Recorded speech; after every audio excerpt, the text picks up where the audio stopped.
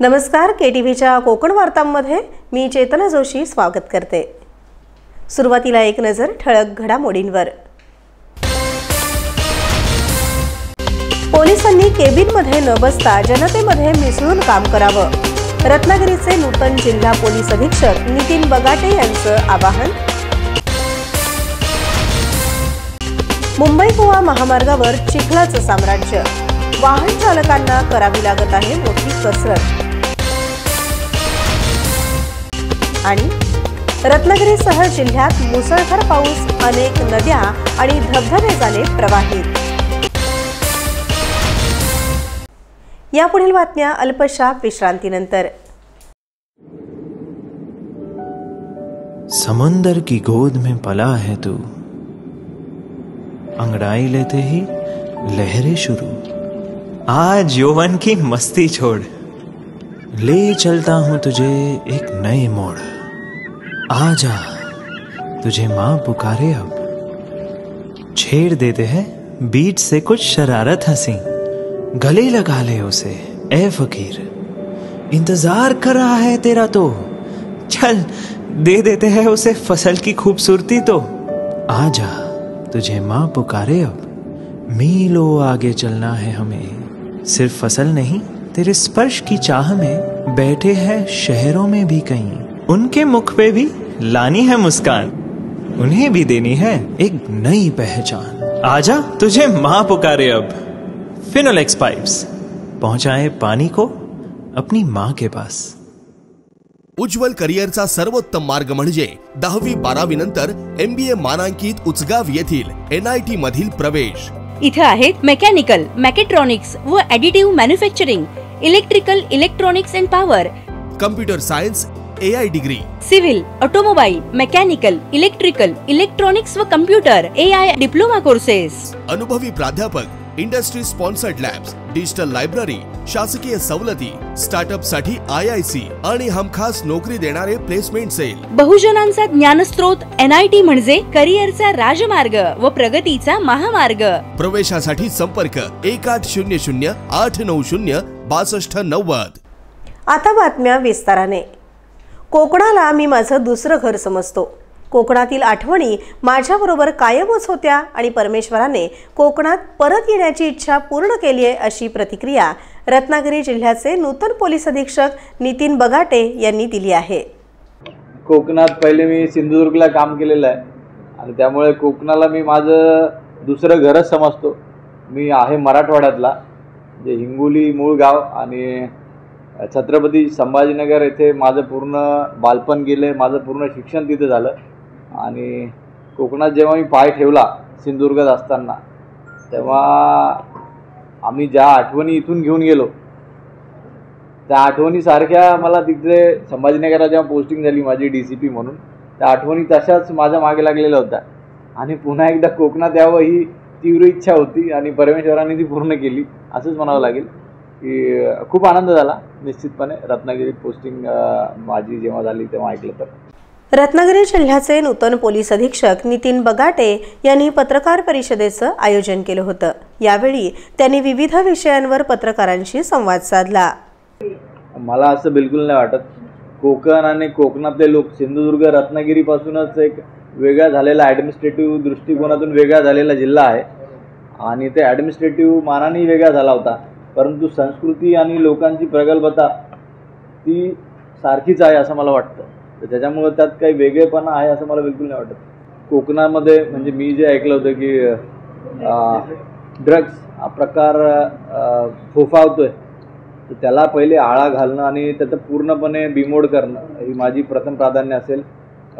सिंधुदुर्गात ज्या प्रकारे काम केले, इथली भौगोलिक परिस्थिती, इथली सामाजिक परिस्थिती बघता की विरळ लोकसंख्या आहे, घरं दूर दूर आहेत आणि बऱ्याचशा घरांमध्ये जे वयोवृद्ध लोक आहेत ते एकटे राहत आहेत आणि त्यांची सुरक्षा तसेच महिलांची सुरक्षा, मला वाटत नाही की इथे कोणी असं त्या महिलांविषयी खूप जास्त क्राईम आहे, पण जो कोणी आहे त्याला निश्चितपणे इमिडिएट रिस्पॉन्स देणं कोणत्याही गोष्टीला ते माझं प्रथम कर्तव्य राहील। मला असं वाटतं की लोकांनी केलेल्या तक्रारी आणि लोकांनी आमचं डायल 112 किंवा 100 नंबरवर केलेले फोन यांना इमिडिएट रिस्पॉन्स देणे आणि मला असं वाटतं पोलीस समाजापेक्षा वेगळे नाही आहेत, तर लोकांमध्ये मिळून मिसळून काम करणं हेच माझं प्राधान्य राहील. कारण मी स्वतः लोकांमध्ये मिसळून काम करतो. म्हणजे AC चेंबरमध्ये बसून सीट गरम करणारातला मी नाही आहे. म्हणजे कोणत्याही छोट्यातल्या छोट्या बंदोबस्त असेल, जे काही यात्रा वगैरे असतील, इथले सण उत्सव असतील, त्याच्यामध्ये सगळे पोलिसांनी सहभागी होऊन लोकांमध्ये जाऊन मिळून मिसळून त्यांच्यासोबत काम करून जास्तीत जास्त लोकांची ओळख करून घेऊन काम करणं यासाठी माझं प्राधान्य राहील.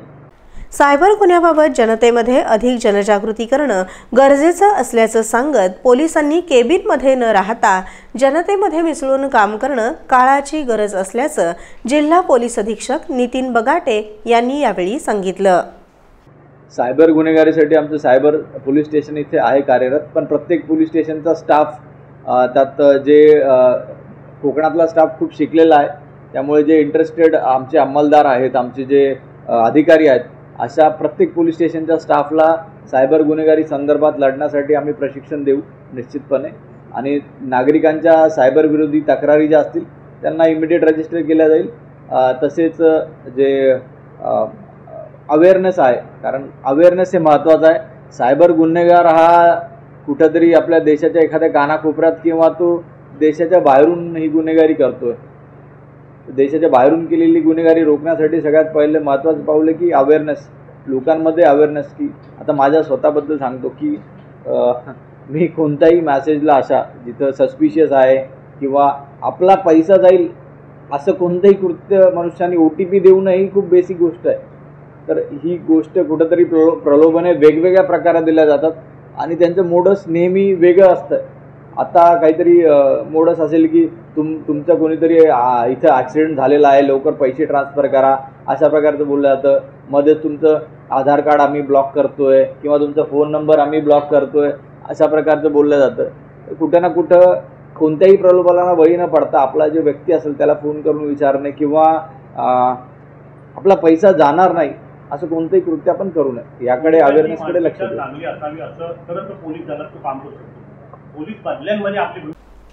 मुंबई गोवा महामार्गाची पहिल्याच पावसामध्ये दुरावस्था झाली आहे. मुंबई गोवा महामार्ग पूर्णपणे चिखलमय आणि खड्डेमय झाल्यानं वाहन चालकांना याचा मोठा त्रास सहन करावा लागतोय.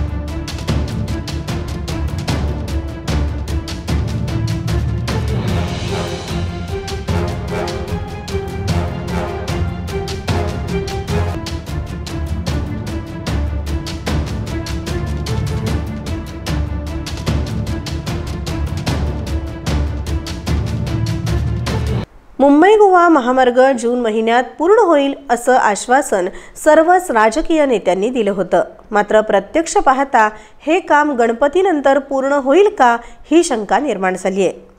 पहिल्याच पावसात या महामार्गावर मोठ्या प्रमाणात चिखल आल्यामुळे वाहन चालकांना यातूनच मार्ग काढावा लागत आहे. गेले 15 वर्ष या मुंबई गोवा महामार्गाचं काम सुरू असून हे काम कधी पूर्ण होणार याकडे कोकणवासियांचं लक्ष लागून राहिलं आहे.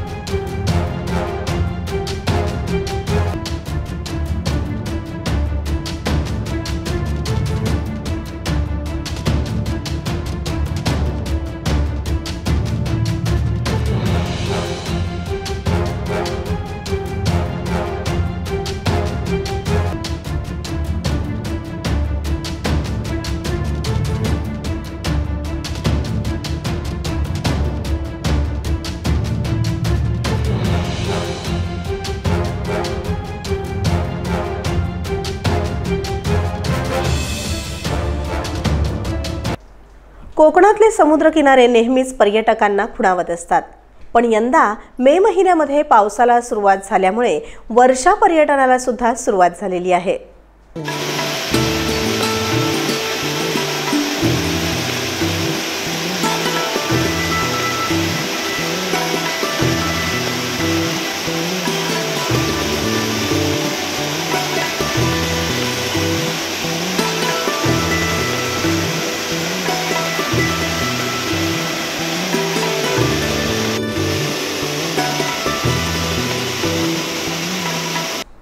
गर्द हिरव्यागार डोंगरमाथ्यावरून पांढरे शुभ्र कोसळणारे धबधबे आता पर्यटकांना आकर्षित करतायत। अवकाळी पावसामुळे मे महिन्यामध्येच वर्षा पर्यटनाला सुरुवात झाली आहे। रत्नागिरी तालुक्यातील पानवल गावातील धबधबा प्रवाहित झालाय, यामुळे इथे पर्यटक वर्षा पर्यटनाचा आनंद लुटताना दिसतायत।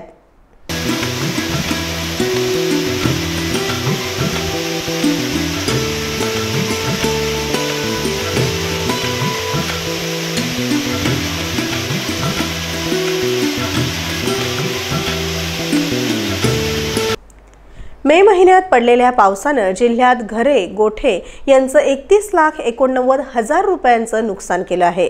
या कालावधीत वीज पडून एक व्यक्ती मृत्यू पावली आहे, तर 6 जण जखमी झाले असल्याची माहिती प्राप्त झाली आहे।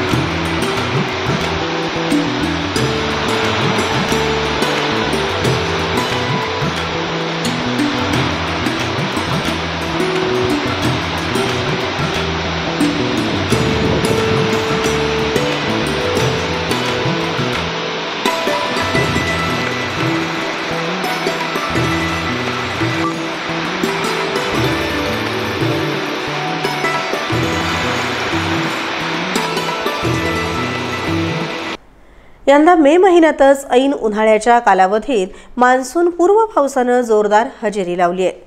मेघगर्जना आणि जोरदार वाऱ्यांसह पडलेल्या या पावसानं जिल्ह्यात अतोनात नुकसान केलं आहे। तसंच शेतमळ्यांमध्ये पाणी भरल्यानं आता पेरणी कशी करणार असा प्रश्न शेतकऱ्यांना पडला आहे।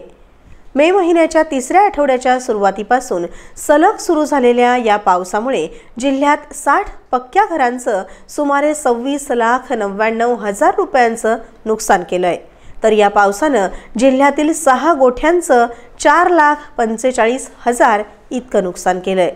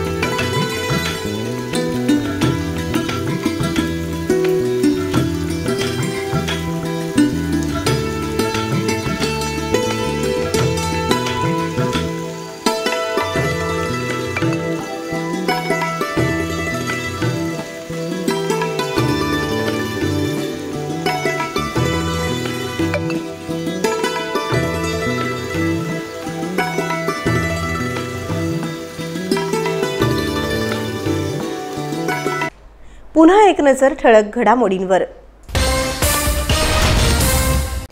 पोलिसांनी केबिनमध्ये न बसता जनतेमध्ये मिसळून काम करावं, रत्नागिरीचे नूतन जिल्हा पोलीस अधीक्षक नितीन बगाटे यांचं आवाहन.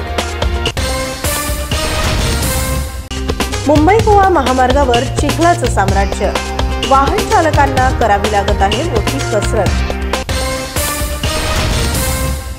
आणि रत्नागिरीसह जिल्ह्यात मुसळधार पाऊस, अनेक नद्या आणि धबधबे झाले प्रवाहित. यासोबतच हे बातमीपत्र संपलं. नमस्कार.